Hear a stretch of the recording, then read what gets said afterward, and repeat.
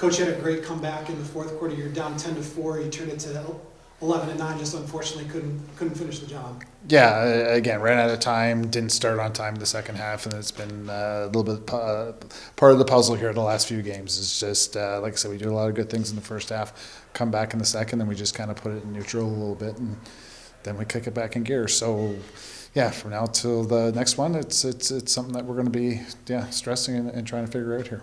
After shoot around, you mentioned a lot of the players mentioned playing a full 60 minutes, especially offensively. Not going through the lulls. There's a 12-minute lull between the first and second quarter. There's a 23-minute lull, including that 15 minutes of the third where he didn't score.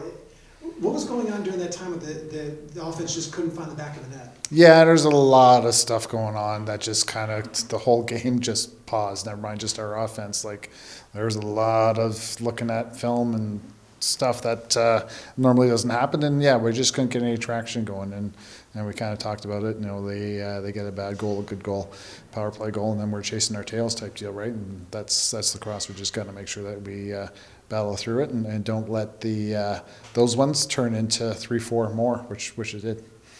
Can you walk us through the McConvey goal that got wiped away? Because from our perspective, it looked like Borgatti had the ball, possession changed, then Coetzee dislodged it, Thomas got it back and scored. But obviously it was something different because they reviewed it, called no goal. You had the official come over, they reviewed it a second time, and then at that point we thought, okay, now they're going to see what we saw. Yeah, the original possession. But then it didn't get changed. Yeah, so the first point of contact as us being a defensive team was T-Mac checked. Whoever picked up that loose ball. So apparently if you step in a crease and then you're gaining an advantage, then that's the way they ruled it. That T-Mac kind of gained advantage by stepping in the crease, and he was the first point of contact after that. And that was the second really of the tough one for McConvey, because earlier in the game he had a beautiful Fields, he had a beautiful pass to him on the backside, and Dunkerledge kind of threw his stick out and made the save. Yeah. How tough is that for a guy like McConvey who could have had 2 goals and just crazy plays happened? Yeah, you know what, but again, yes, there's 2 unfortunate things, but he kept battling, he kept shooting, he kept setting those picks, and again, as an offense, we stalled and we just couldn't get going at the right time. On a positive note, Doug Buchan, his first start since 2019, he looked really strong in that. Yeah, he was square, he was efficient, and he gave us an opportunity, and he was good back there for us, and that's what we needed here tonight, a chance, and he gave us a chance. We talk a lot about Connor Fields. We got to give him his due tonight. He becomes the second American-born player with back-to-back 100-point seasons. Him and Joe Resseterra's another guy that you coached.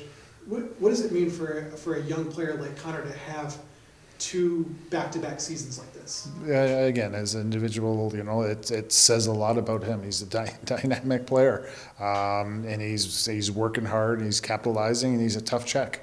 And like I say, it's great. It's great that he's getting this recognition. He's putting up those points. And last thing, with the loss tonight, puts you a little further down the playoff line. You're still alive for the playoffs, but there's 3 important games left in the season. You got Toronto, Georgia, and Philly. Yeah. What do you look at down the stretch in order to make sure that because this year's been a little bit streaky, you won a couple, you lost a couple, won a couple. How do you end the season, win the last couple, and get your opportunity in the playoffs? Exactly that. We'll worry about the first shift in Toronto, and then just kind of build and go from there. But it's the path we're on. It's the journey we're going to face, and it's going to define us, kind of as we said, as individual lacrosse players, and never mind as a team. So we'll see what happens.